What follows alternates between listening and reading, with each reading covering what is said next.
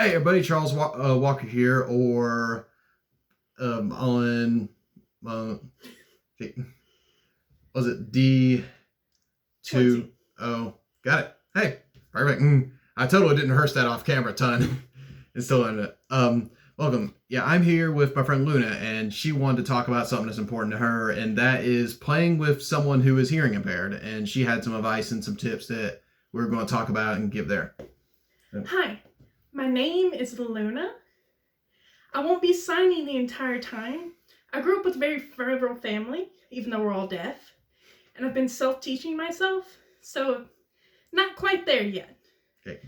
So what I'd like to talk to you about today is playing and DMing as a deaf person.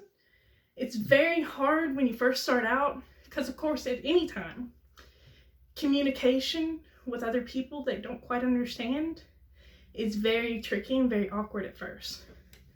So of course the first thing you need to do is talk to your DM or your players if you're DMing and make sure they understand to communicate with you. Of course, the best thing to do is to seat yourself where you can read lips at all times. Preferably, I like to sit near the DM and have everyone on one side of the table. And of course, if you're with the big group, you can't do that. So the best thing to do is to sit near the DM or the head of the table and have everyone sit in a circle around. That way you can see everyone's lips and still be able to look for the DM for cues. Okay. Speaking of cues, the best way to do that is to teach your group some hand signs. Okay. Now, the old sign used to be this for above table. Me and my Wait, is that an actual sign, or because I know that was our inside joke? Is that an actual thing? That's actually a thing in D&D. Really? But I'm not quite sure what it means in sign language. Yeah. Hopefully it doesn't mean anything bad. Hopefully not anything bad. Yeah, Dre introduced that to us, and I thought that was just an inside joke. I didn't know it had a real meaning behind it. Oh yeah, it used to be an old sign for that. Okay. So me and my friends, I grew up in the Girl Scouts, and my husband is actually a Boy Scout, Eagle. So we use the Scout symbol. And of course, that's just to get everyone's attention or just to calm everybody down if you're DMing. Because of course, it gets kind of hectic when you're in the middle of a battle or something funny just happened. You don't want to be left out of the loop. Always speak up for yourself when that happens. Somebody says a joke and you don't get the punchline. Don't let them just look at you and say, oh, it doesn't matter. It's just a joke. Right. You just want to feel included like everyone else, right? Yeah, being included is something very important. And it's really hard sometimes when all of a sudden everyone's laughing and you're going, I thought we just defeated the monster. What's going on now? Right. So, along with the hand signs, me and my friends also have several others. If we're going to get a drink or if we're just getting up for some water, we do, of course, do the water. And of course, the water is just for snacks and foods. And of course, we do have the restroom sign if we're all just taking a bathroom break. Or we just do stop. And that, of course, just means like 5 seconds to 5 minutes. You can make any sign with your friends. We have all kinds of sign language slang at my house, which makes it very difficult to learn actual sign language.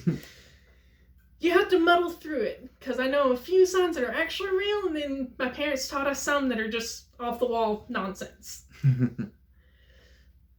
So, another great thing to do is have someone in your group take notes, because of course you can't look at the DM's notes. That'd just give away everything.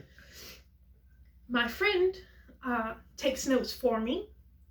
Usually I can pick up what everybody's doing, but if I'm tired or if I'm sitting in a different position than normal and I can't see everyone to read lips, I usually have her notes to guide me, and I try to take my own notes as well.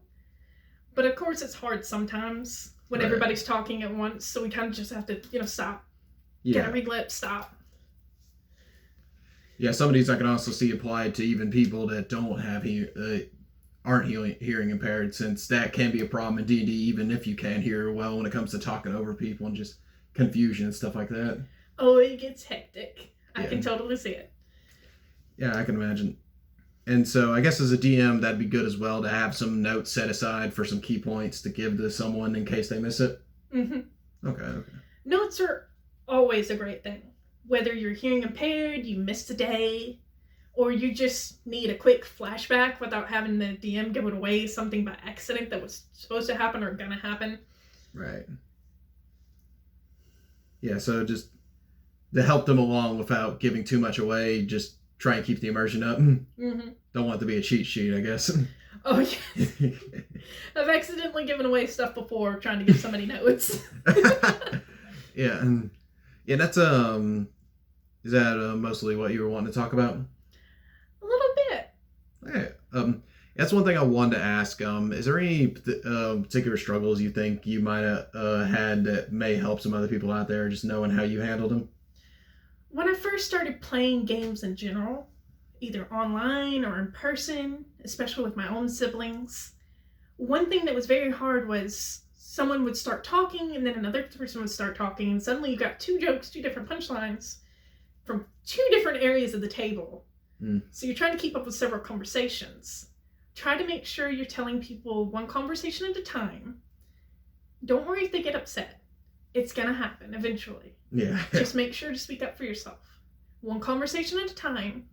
Everyone needs to be facing somewhat similar direction to you. That way you can read lips at all times. Okay. Yeah, that makes sense.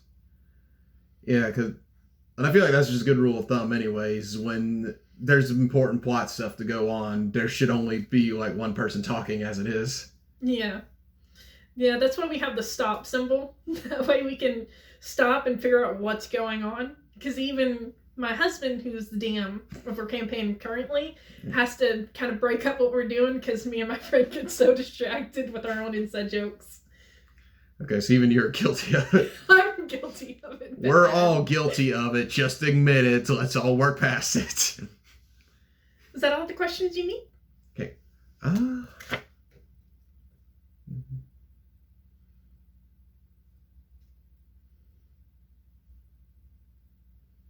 I think that is mostly it. That's all the hand signs you had as well?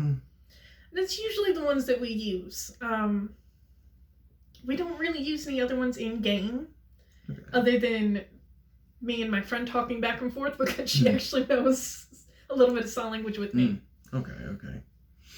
Yeah, well, that makes sense. Yeah, I do appreciate you coming by, because, yeah, this is a big thing, and of course we want everyone to feel included, and I can imagine that probably feels like a big obstacle for a lot of people wanting to get into D&D, but all the chaos aspects of it may make it hard for them. It's hard to get into a group, especially when you don't know them. Just to start with any group is kind of awkward. Yeah, but when that's you fair, can't honestly. hear or you can't see or just anything like that, it's hard to speak up for yourself at first. You just have to remember that you're part of the group. You're one of them too. You deserve to be in on the punchlines or on the conversation. Don't let them just push you aside and say, oh, it doesn't matter, or, oh, I'll tell you later. Because odds are they probably aren't going to tell you later, and you missed a pretty great joke. That's fair. So just everyone feel included, everyone have fun, and just everyone be considerate of your other players, right? Yeah. Sounds good. Sounds good to me. All right, well, thank you, Luna, for being here. I appreciate this. This was a lot of fun, and I feel like I learned something. Thank you. Okay. Is that it? Thank you? Yes, thank you. And then you're welcome. Nice. All right. I can remember that a lot better, man. As soon as he threw the D in there, that's what completely threw me off. I guess spelling Charles would have been just as hard, though. So, well, that being it, I'm going to try it one more time. M D 20. Thank you. Thank you. And I nearly did your welcome just out of habit, just in the whole. 3 fingers and curve it. 3 fingers, curve it. It's like a baseball pitch. That's what's messing with me. A little bit. As well as messing with me. All right, but I appreciate it. Thank you for all the support lately, guys. Remember to like, comment, subscribe, and I will see you all in the next video. Bye.